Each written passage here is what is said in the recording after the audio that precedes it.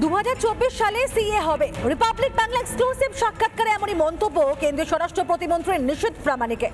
এ রাজ্যে সিএ হবে, 2024 সালে সিএ হবে। আগে হবে সিএ, তারপর হবে এনআরসি। সিনিয়র এডিটর স্বর্ণালী সরকারকে দেওয়া এক্সক্লুসিভ সাক্ষাৎকারে এমনই মন্তব্য করলেন নিশীথ প্রামাণিক। দেখবো আমরা সেই সাক্ষাৎকার।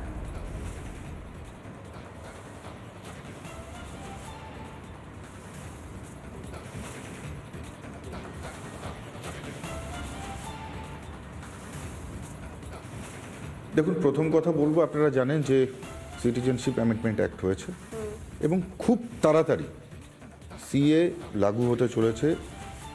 এটা আপনাকে আজকে অন ক্যামেরা বলে যাচ্ছি।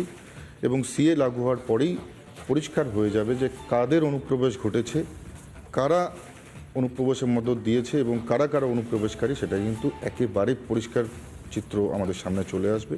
এবং পাশাপাশি যারা এখন পর্যন্ত নাগরিকত্ব পায়নি, যারা বিভিন্ন দেশ থেকে প্রতারিত হয়ে, ধর্মীয়ভাবে প্রতারিত হয়ে এখানে এসছেন, হিন্দু, শিখ, খ্রিস্টান, বৌদ্ধ, জৈন, যাদের বিভিন্নভাবে, যারা ধর্মীয়ভাবে প্রতারিত হয়ে সেই দেশের সংখ্যালঘু হয়ে যারা এসে ভারতবর্ষে আশ্রয় নিয়েছে, তাদেরকে নাগরিকত্ব, যারা এখন পর্যন্ত পায়নি তাদেরকে নাগরিকত্ব দেওয়া হবে। পাশাপাশি যারা অবৈধভাবে এখানে বসবাস করছে তাদেরকেও। কিন্তু তার জন্য তো তাহলে এনআরসি করতে হবে, মানে কোনটা আগে, সিএ না এনআরসি? তাহলে দেখুন, আমার উত্তরটা হচ্ছে যে আমরা যে অ্যাক্ট হয়েছে, আমরা সিএ যে অ্যাক্ট হয়েছে সেটাকে আমরা ইমপ্লিমেন্ট করব। সেটা কি 2024-এর ইলেকশনের আগে? ইমিডিয়েট সেটা আমরা করব, নিশ্চিতভাবে আমরা 24-এই করব। কেন্দ্রীয় স্বরাষ্ট্র প্রতিমন্ত্রী নিশীথ প্রামাণিক তো বলছেন যে চলতি বছরে সিএ হবে এবং তারপরে হবে এনআরসি, কিন্তু বিজেপি সাংসদ দিলীপ ঘোষ তিনি বা কি বলছেন শুনবো।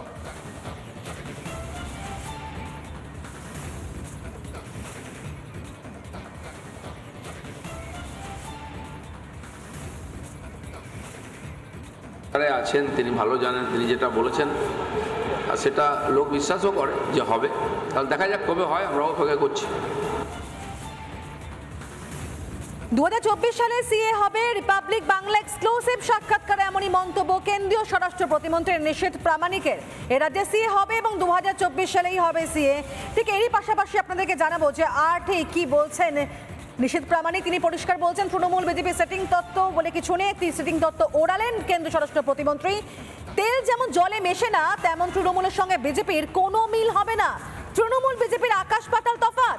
সিনিয়র এডিটর স্বর্ণালী সরকারকে দেওয়া এক্সক্লুসিভ সাক্ষাৎকারে মন্তব্য নিশীথের।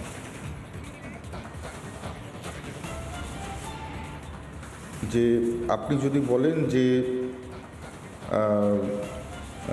উত্তর মেরুর সঙ্গে দক্ষিণ মেরু এক হয়ে গেছে, আমি মেনে নেব, কিন্তু বিজেপির সাথে তৃণমূলের এক হওয়া এটা নেক্সট টু ইম্পসিবল। তেলের সঙ্গে যেমন জল কখনো মিশবে না, তৃণমূল কংগ্রেস আর বিজেপি কখনো এক হতে পারে না। তৃণমূল কংগ্রেস এমন একটা দল যাদের কোনো আদর্শ নেই, যাদের কোনো আইডিওলজি নেই। আর ভারতীয় জনতা পার্টি এমন একটা দল যারা আইডিওলজি, আদর্শ এবং সাধারণ মানুষের জন্য ভাবে। এই দুটো দল এক কথায় হেল অ্যান্ড হেভেন। তো কখনোই আপনি স্বর্গের সাথে যেমন নরকের তুলনা করতে পারেন না, আপনি যেমন উত্তর মেরু আর দক্ষিণ মেরুকে এক করতে পারবেন না, তেলে জলে মেশাতে পারবেন না। ভারতীয় জনতা পার্টি কখনোই তৃণমূলের সঙ্গে আতাত তো দূরের কথা, বন্ধুত্ব তো দূরের কথা, আপনাকে পরিষ্কার বলে দিলাম যে কোনো আলোচনাতেও বসতে রাজি না। দল বদল নিয়ে করা বার্তা কেন্দ্রীয় স্বরাষ্ট্র প্রতিমন্ত্রী নিশীথ প্রামাণিকের। যারা বাংলায় চুরি ডাকাতি করেছে, যারা বাংলার মানুষকে কষ্ট দিয়েছে, বিজেপিতে তাদের কোনো জায়গা নেই। সিনিয়র এডিটর স্বর্ণালী সরকারকে দেওয়া এক্সক্লুসিভ সাক্ষাৎকারে এমনও মন্তব্য করলেন নিশীথ প্রামাণিক। শুনবো। দলের পরিবর্তন হয়, মানুষ নিজেদের ভুল ভাঙিয়ে বিভিন্ন দল থেকে অন্য দলে গিয়ে সেখানে গিয়ে তারা সেই তাদের ভালো লাগা বা তাদের আইডিওলজি সেটা সেখানে গিয়ে তারা ম্যাচ করে।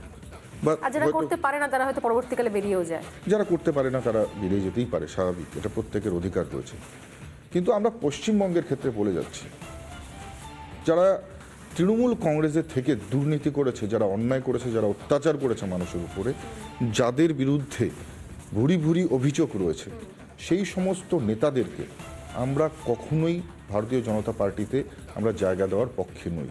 কিন্তু যারা কিছু ভালো মানুষ আছে ভুল বুঝে সেই সংগঠনের সঙ্গে ছিল, অনেকেই ছিল,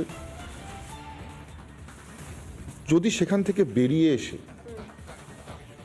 তারা ভারতীয় জনতা পার্টির আইডিওলজিকে আপন করে নিতে চায়, নিশ্চিতভাবে তাদের জন্য আমরা সবসময় স্বাগতম জানাবো।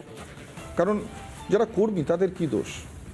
আজকে যারা প্রতারিত হয়েছে, যারা আজকে পশ্চিমবাংলায় তৃণমূল কংগ্রেসের যে কর্মীরা আজকে তারা হয়তো কিছুই জানে না, কিন্তু এই যে তাদের সরকার, তাদের নেতৃত্বরা এই ধরনের কাজ করেছে, যারা চাকরি চুরি থেকে শুরু করে কয়লা চুরি থেকে শুরু করে বালি চুরি সব কিছুর সঙ্গে যুক্ত, তাহলে কোথাও না কোথাও গিয়ে এই দোষের ভাগ একেবারেই।